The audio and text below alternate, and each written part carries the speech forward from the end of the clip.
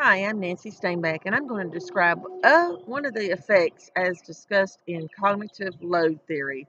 And have I observed it, or either personally or in my classroom?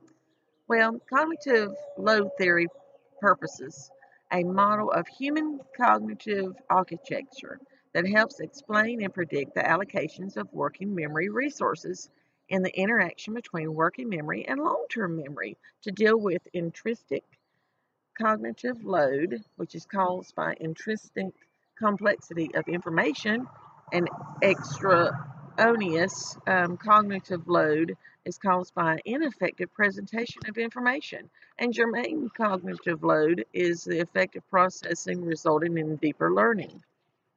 Resources working in the context of cognitive load theory have been concerned with analyzing the effects of cognitive load types on learning and devising strategies and tools to help learn maintain an optimal level of load in various learning contexts.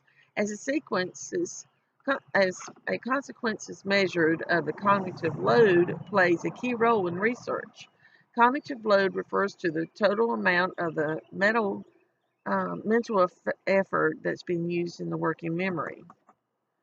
The effects of the cognitive load theory is one effect is the tools to help learners maintain an optimal level of load in various learning contexts.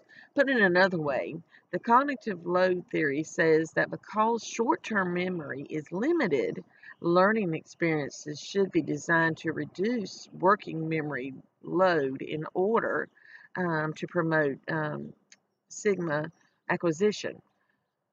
Since both can't be done well at the same time, teachers can be specific, not just about what is being learned, which is the context knowledge versus the procedural knowledge, and the sequences of the learning, which is an example of learning about a thing, then how that thing works, and then how to use that thing critically and creatively. It is but also the nature of what's being learned, like the domain specific knowledge and definitions versus design thinking through knowledge and definitions. For example, if you ask a student to critically examine various economic systems, high order thinking there, while also defining and making sense of what an economic system was and how they worked, you would be overloaded. Short-term memory. Because the student does not yet understand economic systems, the student would need to consistently access their short-term memory while processing, um, while the learning is going on. And the concept of the economic system is not yet in their long-term memory. So the student is creating knowledge, which is moving new information into the existing or emerging sigma. But their short-term memory becomes cluttered because it is the primary ground zero for the learning.